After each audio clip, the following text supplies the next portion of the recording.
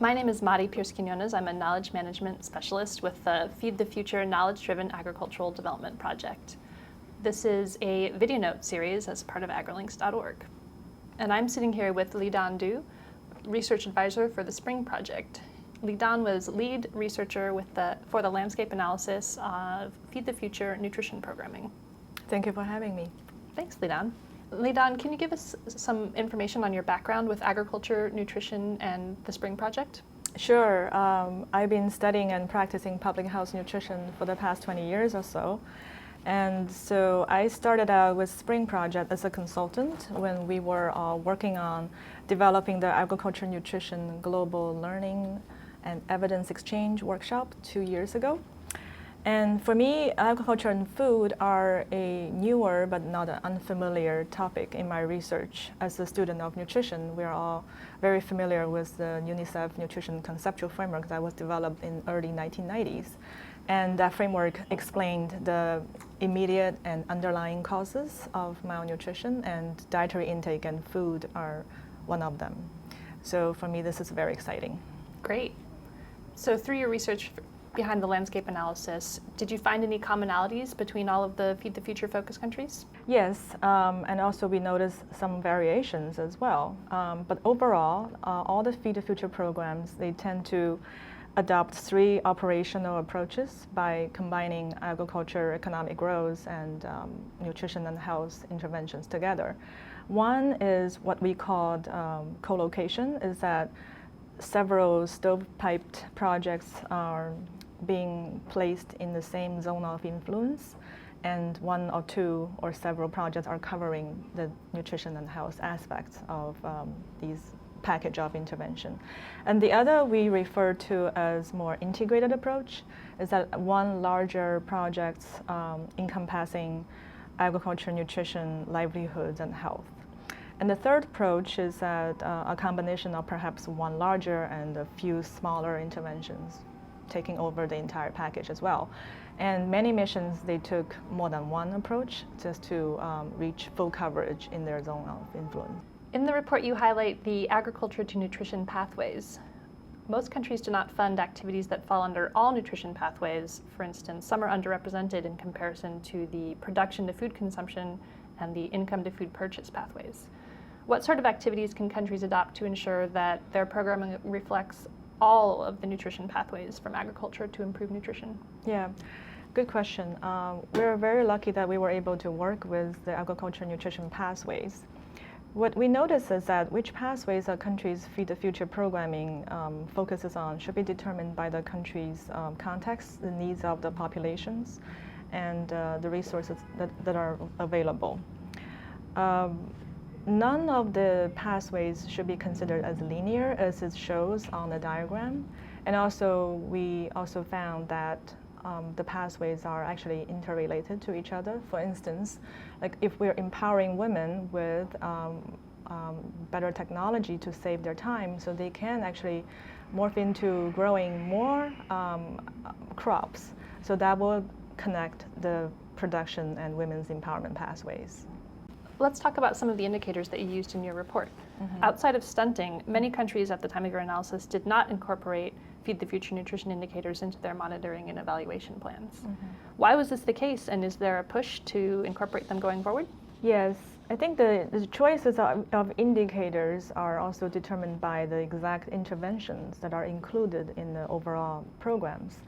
And we gathered that when we were doing the review of the Feed the Future activity documents, the indicator guidebook for Feed the Future wasn't made available to all the activities we reviewed. So that was one of the reasons. And overall, on the indicator guidebooks, there were far fewer nutrition indicators than agriculture indicators.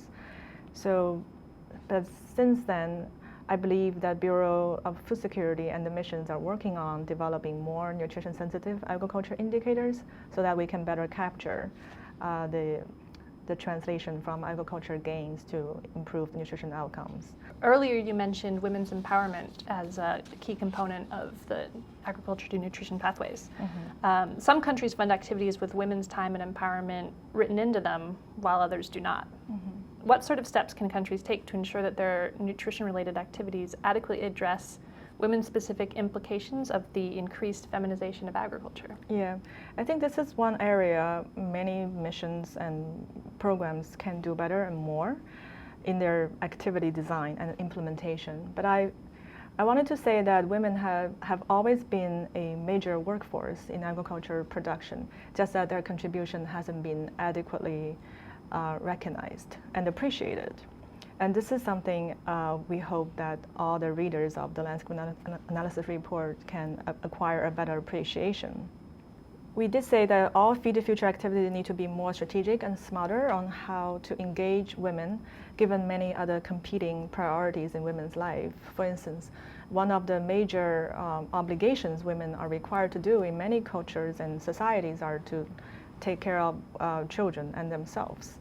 And they are also demanded in working in the field. So that we need to balance how much time women spend on production and also childcare, which has tremendous implication on child nutrition and their own nutrition as well. Continuing on with some of your findings from the report, strengthening coordination and collaboration with missions and invest strategically in partnerships and capacity building for sustainability are two of your key conclusions to ensure that nutrition is fully incorporated into mission-funded activities. What steps can USAID take to do this? Well, actually, many of the Feed the Future missions are developing strategies and to support a range of approaches for coordination and collaborations. And in fact, while the landscape analysis was being conducted, we partnered with missions in Nepal and Guatemala to document their efforts, how to engage the different offices within the mission, the implementing partners, the government and non-government stakeholders, in forging a more effective intersectoral, multi-sectoral collaboration. And we generated some field notes out of these documentations. And we are also working with, we're continuing working with Guatemala and the Ethiopian mission to look at how their efforts of collaboration to help sustain long-term programming effectiveness. And hopefully in the coming fiscal year 15, Spring plans to engage two to three more additional missions to look at how they have been doing in generating some of the better practice study. And we are hoping to engage AgriLinks to hopefully disseminate our findings so that the missions can speak for themselves what they are doing to achieve better integration and collaboration. Wonderful. In terms of your long-term goals, what follow-up analysis will Spring or USAID conduct to make sure that progress is made on adopting Feed the Future indicators and the nutrition pathway? We cannot speak for USAID, but Spring is a technical assistance cooperative agreement, and we do plan to work very closely with the Bureau for Food Security to support efforts to capitalize this almost a natural experiment ground so that we can discuss and provide support in thinking through how to monitor specifically on the intermediate results and also the incremental improvements on translating agriculture gains to a better nutrition outcomes. Li-Dan, you and the rest of the Spring team have put a lot of time and research into this landscape analysis. What sort of results do you hope to see? Yes, I wanted to emphasize to the viewers that the landscape analysis offered a snapshot, and the information that were captured in the report were up to date till early 2013. And since then, things have been evolving and for the better. But we do hope that people can get out of this analysis is a better understanding of how to look at agriculture nutrition linkages. Because for nutrition professionals, we think foods are for nutrition, but for agricultural professionals, they took more of a commodity approach, gearing for income generation, and they care less about what people can utilize the nutrition in the food for the betterment of their well-beings. And I think the agriculture nutrition pathways provided a good platform for this gap to be closed, and that gap needs to be closed more urgently. And I feel very happy, and so are my colleagues, that the landscape analysis report has been informing several research topics and technical assistance missions we have been providing to the missions. And for instance, we are developing a guide on how to conduct context assessment so that the programming of interventions can be better suited and tailored to the local context to achieve improved effectiveness in the long run. Thank you so much for joining us today, Lidan. My pleasure. It's certainly an exciting time to be involved in the nexus of agriculture and nutrition, and we look forward to hearing more from the Spring Project over the coming months. For more information, the 5 field notes, the landscape analysis, and the technical briefs on agriculture nutrition pathways are all available on the Spring website. You can also check out agrilinks.org to find the Ag and Glee working group for more information on ag and nutrition pathways. For those of you watching on YouTube, there are links to all of these in the description below.